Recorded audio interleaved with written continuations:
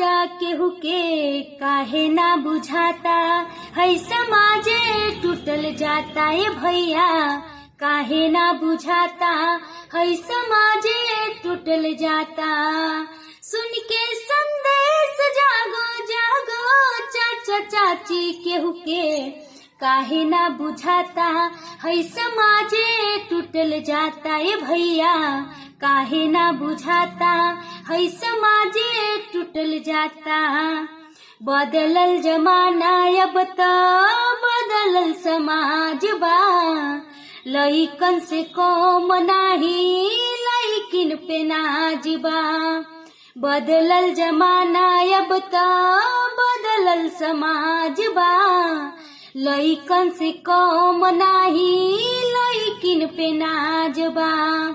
तब काहे कोखिया में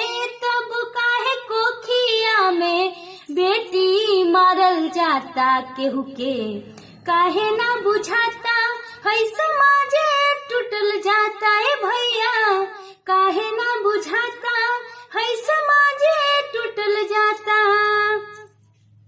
सब कहे आपन आपन हर चीज माटी हो, प्यार मोहब्बत बहिनी जीवन भर के साथी हो।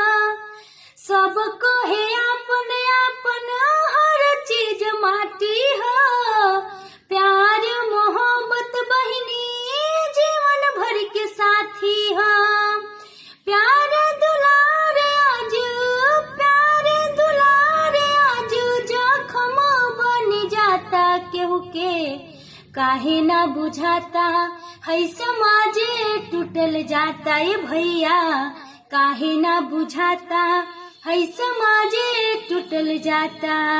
सुन के संदेश जागो जागो चाचा चाची केहू के काहे ना बुझाता, है समाजे टूटल जाता ए भैया काहे ना बुझाता, है समाजे टूटल जाता ए भैया काहे ना बुझाता, है समाजे टूटल जाता।